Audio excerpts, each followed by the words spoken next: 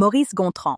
Vanité intellectuelle, illusion de supériorité et réveil douloureux de la conscience. Le témoignage de l'esprit Maurice Gontran, présenté dans la deuxième partie du Ciel et de l'Enfer, apporte une réflexion incisive sur les effets de la vanité intellectuelle, de l'orgueil déguisé en intelligence et du refus de se remettre en question. Son récit démontre que la souffrance spirituelle peut surgir lorsque la conscience, après le décès, perçoit la distance entre l'image qu'elle a construite d'elle-même et la réalité morale effectivement vécue. Maurice Gontran s'exprime avec lucidité, mémoire préservée et pleine conscience de son identité. Cependant, son état spirituel est marqué par la perturbation et l'inquiétude. De son vivant, il a excessivement valorisé son propre intellect, cultivant un sentiment de supériorité et un mépris voilé pour des visions différentes des siennes. Après la mort, cette structure mentale s'effondre face à l'expérience directe de la continuité de la conscience. La psychologie profonde moderne aide à comprendre cet état. Lorsque l'ego s'appuie presque exclusivement sur l'intellect pour soutenir la valeur personnelle, toute preuve qui confronte cette base provoque une crise intérieure. La vanité intellectuelle fonctionne comme une défense psychique. Lorsque cette défense s'effondre, la conscience entre en contact avec des sentiments de vide, d'inadéquation et de regret. Le spiritisme clarifie que la souffrance de Maurice Gontran ne découle pas de la connaissance en elle-même, mais de l'utilisation déformée de l'intelligence, qui a cessé de servir le bien, l'empathie et la croissance morale. L'intelligence sans humilité tend à se fermer, empêchant l'apprentissage réel. Sur le plan spirituel, cette rigidité mentale se traduit par la souffrance, tandis que la conscience résiste au changement.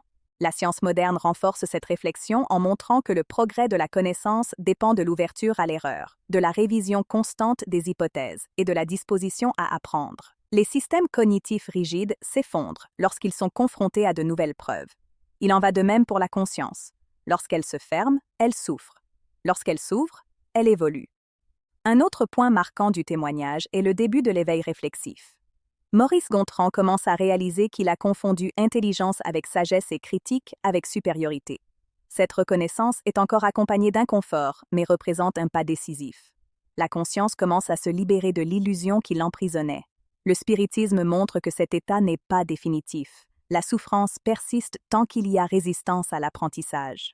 Au fur et à mesure que la conscience accepte de revoir ses croyances, de développer l'humilité et d'intégrer des valeurs morales à la connaissance, l'état intérieur se transforme.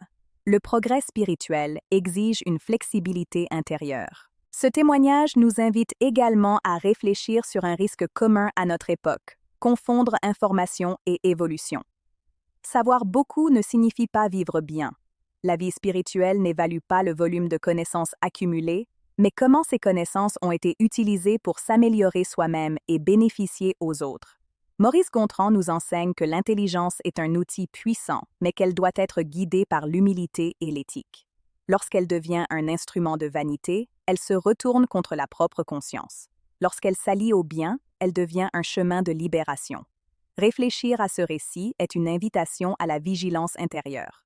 Se demander si ce que nous savons nous rend plus compréhensifs, plus responsables et plus humains est un exercice essentiel de maturité spirituelle. La véritable sagesse commence lorsque l'intelligence apprend à servir la conscience. Si ce témoignage vous a aidé à réfléchir sur la vanité intellectuelle, l'humilité et l'utilisation consciente des connaissances, aimez, partagez et laissez votre commentaire. Votre participation aide ce message à atteindre plus de personnes.